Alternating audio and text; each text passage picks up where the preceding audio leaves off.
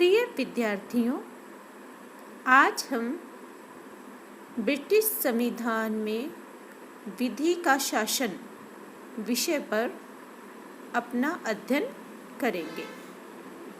British संविधान की एवं ब्रिटिश न्याय प्रणाली की जो सर्वाधिक प्रमुख विशेषता है वह है विधि का शासन। इसलिए जब हम ब्रिटिश न्याय प्रणाली को समझना चाहते हैं तो हमारे लिए यह आवश्यक है कि हम पहले विधि के शासन को जानें कि विधि के शासन से आशय क्या है और इसकी क्या व्याख्याएं की जा सकती हैं।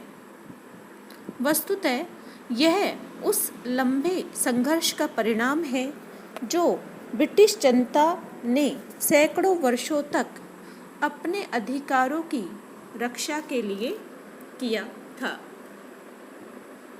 ब्रिटिश शासन प्रणाली में निरंकुश प्रभुता और स्वेच्छाचारिता के लिए कोई स्थान नहीं है। वस्तुतः वहाँ विधि का शासन है। प्रत्येक व्यक्ति विधि के अधीन है तथा न्यायपालिका स्वाधीन है। इंग्लैंड में नागरिकों के अधिकारों की रक्षा विधि के शासन के द्वारा ही होती है। ब्रिटिश नागरिक उसे अपनी व्यक्तिगत स्वतंत्रताओं की रक्षा का कवच मानते हैं।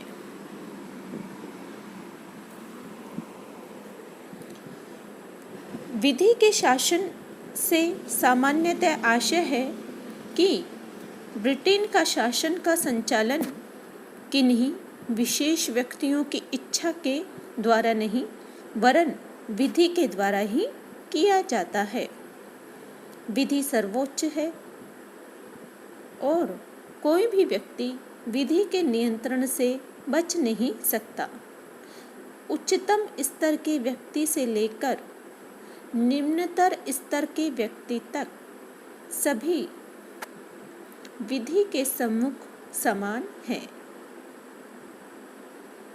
विधि के शासन में निरंकुश विशेषाधिकार और सरकारी मनमानेपन के लिए कोई स्थान नहीं है।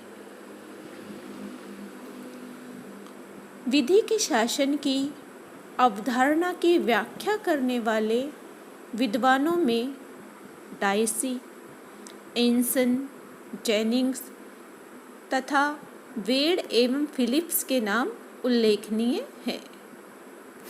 इनमें डाइसी की कृति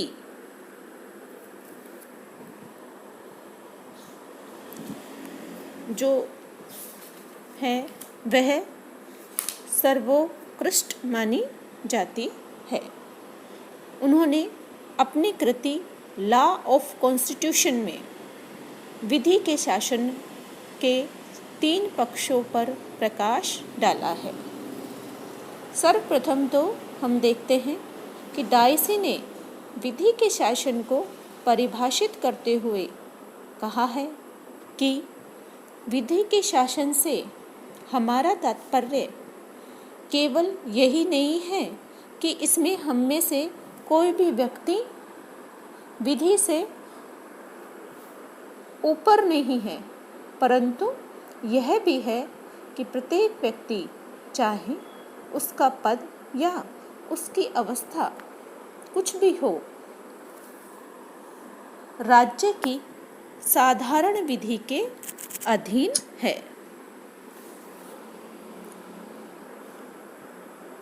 और साधारण न्यायालयों के क्षेत्राधिकारों के अंतर्गत है।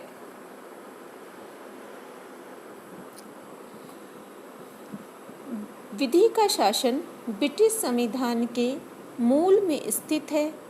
इस कारण नहीं कि संविधान द्वारा इसकी गारंटी दी गई है, बल्कि इस कारण कि संविधान का क्रमिक विकास इसकी अविरल मान्यता के आधार पर हुआ है। जैसा कि डाइसी का कथन है, वे नियम जो कि अन्य राज्यों में स्वाभाविकतः संवैधानिक संहिताओं के अंग होते हैं, अंग्रेजी भाषा भाषी राज्यों में व्यक्तियों के न्यायालयों द्वारा परिभाषित और प्रवर्तित अधिकारों के स्रोत न होकर उनके परिणाम होते हैं। तो इस प्रकार विधि के शासन की जो अवधारणा जो डायसी ने बताई है, उसके अनुसार विधि के शासन की 3 विशेषताएं हैं। पहला, विधि की सर्वोच्चता, यानी विधि का जो शासन है उसमें कानून को, विधि को सर्वोच्च प्राथमिकता दी जाती है। सरकारी अधिकारियों के द्वारा मनमाने तरीके से अपनी शक्तियों का प्रयोग नहीं किया जा सकता। उन्हें विधि द्वारा निर्धारित सीमाओं के अंतर्गत रहते हुए ही अपना कार्य करना होगा। प्रशासन के सभी कार्यों के लिए आवश्यक है कि उनके किए जाने के लिए कानून द्वारा अधिकार प्रदान किया गया हो। दूसरा है, सभी नागरिकों के लिए एक ही प्रकार की विधि और न्यायालय।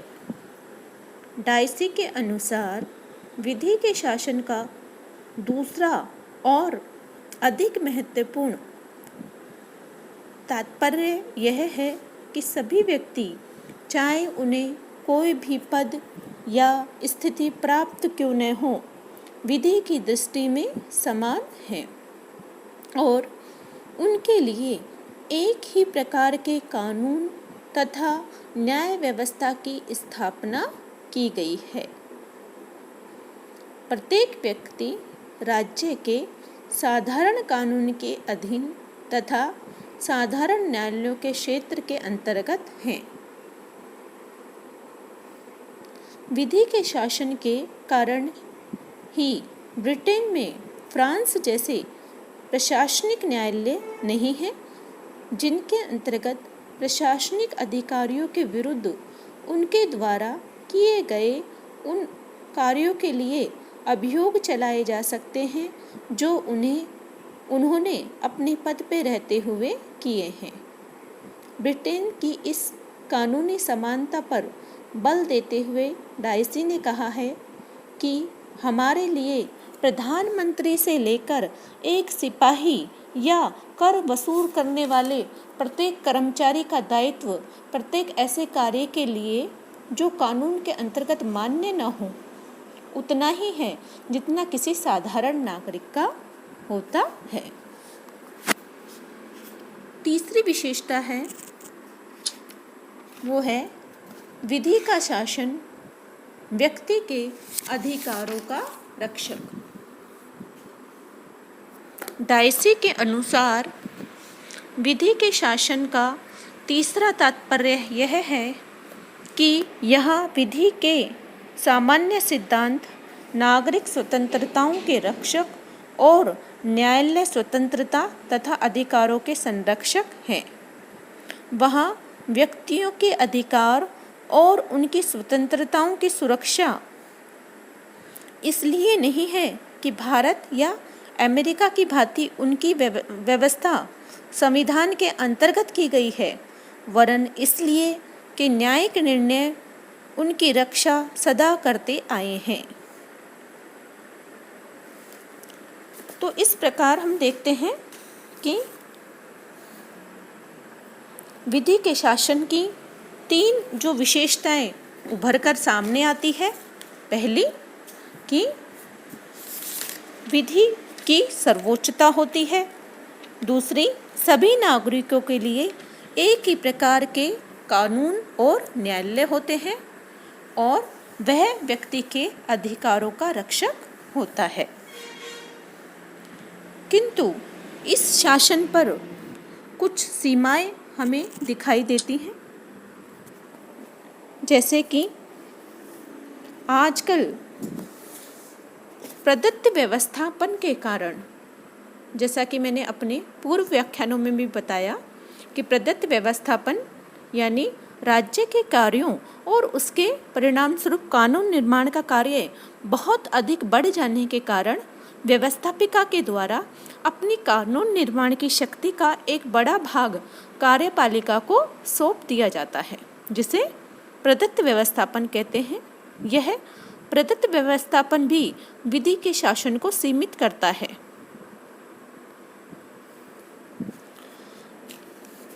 प्रदत्त व्यवस्थापन की व्यवस्था के अंतर्गत प्रशासन स्वयं द्वारा निर्मित नियमों के अनुसार ही कार्य करता है।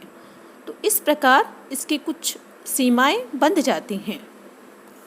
इसी प्रकार अधिकारियों की जो विवेकात्मक शक्तियां हैं, ब्रिटेन में वर्तमान समय में राज्य का कार्य क्षेत्र बहुत अधिक व्यापक हो गया है और सरकारी अधिकारी अपने उत्तरदायित्वों को पूरा कर सके, इस दृष्टि से अपने विवेक के अनुसार कार्य करने की छूट देना नितांत आवश्यक हो गया है। इस विवेकात्मक शक्ति का कारण विधि के शासन सीमित हो जाता है। इसी प्रकार 1882 में लोक अधिकारी संरक्षण अधिनियम, जिसके अनुसार सरकारी कर्मचारी के विरुद्ध कोई भी कार्रवाई उसके द्वारा किए गए अपराध की 6 मास की अवधि के अंतर्गत ही की जानी चाहिए, यह स्थिति भी विधि के शासन की धारणा को सीमित करती है। और भी कई उपबंध हैं, जैसे कि इंग्लैंड के सम्राट के विरुद्ध कोई भी न्यायालय में कोई अभियोग नहीं चलाया जा सकता, उसे कभी भी किसी न्यायालय के सम्मुख पेश नहीं किया जा सकता। विदेशी शासकों, राजदूतों पर भी यह लागू नहीं होता। सैनिक दल के सदस्यों पर सैनिक विधियों का नियंत्रण होता है और उनके अभियोग का सैनिक न्यायालय में ही निर्णय होता है। तो वास्तव में आज ब्रिटेन में विधि का शासन जिस रूप में विद्यमान है, उसमें यह परंपरा विकसित हो रही है कि विभिन्न लोक कल्याणकारी कार्यों को करने के लिए न्यायालय को या सरकार को अहस्तक्षेपवाद के स्थान पर समाजवाद और लोक कल्याण की धारणा बलवती हो रही है। अतः निर्धनता, अशिक्षा, रोग निवारण के लिए सरकार यदि विवेक के अधिकारों का प्रयोग करे तो इसे कानून की धारणा के विरुद्ध नहीं माना जाना चाहिए। कुल मिलाकर जो बात हमारे सामने आती है कि विधि का शासन जो है वो कानून के अंतर्गत संचालित होता है, सबको कानून के अंतर्गत समान मानता है, किंतु लोक कल्याण और समाजवाद की स्थापना के लिए प्रशासनिक अधिकारियों को कुछ विवेक की छूट दी गई है, जिसे कानून की धारणा के विरुद्ध न मान के जाना चाहिए, बल्कि एक अच्छी शासन की स्थापना की दिशा में एक प्रयास माना जाना चाहिए। तो इस प्रकार हम ब्रिटेन के संविधान में विधि के शासन की जो है धारणा बनी हुई है।